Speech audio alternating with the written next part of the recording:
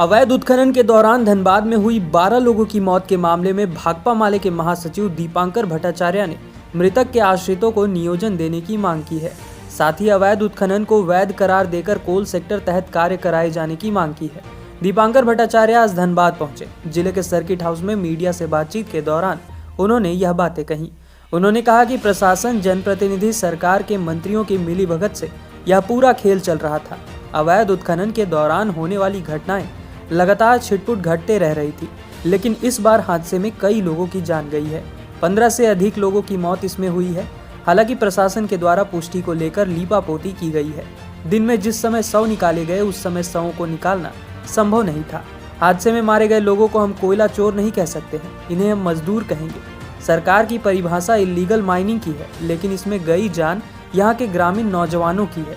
यह ग्रामीण मजदूर है जिन्हें सरकार की ओर से मुआवजा मिलना जरूरी है। इलीगल माइनिंग काफी फल फूल रहा है, साथ ही इसका विस्तार भी हो रहा है। इतनी बड़ी घटनाएं घट रही है, इसे अपवाद में हम नहीं ले सकते हैं। यह यहाँ का नियम बन गया है। प्रशासन, सरकार, कारोबारी सभी की मिलीभगत से यह कारोबार चल रहा था। केंद्र सरकार की यह मंशा है कि कोयला को आउटसोर्सिंग और निजीकरण करने की, इससे अवैध उत्खनन को और ज्यादा बल मिला है। जो भी अवैध उत्खनन चल रहा है उसे कोल सेक्टर के माध्यम से लाया जाए, इसका राष्ट्रीयकरण किया जाए। सरकार को मुंह नहीं चुराना चाहिए। इस कार्य का सरकारी तौर पर नियमितीकरण किया जाना चाहिए। जो वहाँ स्थानीय लोगों से बात करके हमें समझ में आया कि पहली बात तो कम से कम 15 लोग मारे गए और शायद प्रशासनिक तौर पर ये संख्या भी अभी प्रशासन स्वीकार नहीं करता। दूसरा है कि इस तरीके की घटना छिटपुट तो घटती रहती है, लेकिन इस बार तादाद ज़्यादा है और दिन में जब जिस समय बॉडी निकाली गई उसको छुपाना संभव नहीं। एक तो सबसे पहले हम कहेंगे कि सारे मारे गए मजदूर, हम इनको ऐसे ही कोयला चुराने वाले नहीं कहेंगे, सब मजदूर थे। ये सारे मेहनत करते थे, ग्रामीण मजदूर थे।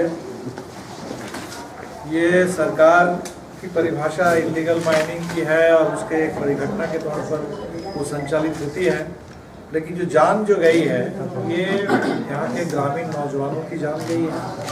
ये ग्रामीण मजदूर हैं, इनको मुआवजा मिलना चाहिए। दूसरा हमें लगता है कि इसमें कागज पर तो कहा जाता है कि इलीगल माइनिंग पर रोक है, लेकिन हम देख रहे हैं कि इलीगल माइनिंग का फल फूल रहा है, उसका विस्तार हो रहा है। और जाहिर सी बात है कि इतनी बड़ी घटना कोई अपवाद के तौर पर नहीं चल सकती, ये यहाँ का नियम बन गया है। तो ये प्रशासन, सरकार, नेता, मंत्री, कारोबारी सबकी मिली भगत से इतना बड़ा चल रहा है। तो हमें लगता है कि इस पर, और शायद जो सरकार की अभी कोयला उद्योग के बारे में दिशा है कि आउटसोर्सिंग कर दो, निजीकरण कर दो, इससे इस प्रवृत्ति को और ज़्यादा बढ़ावा मिला है।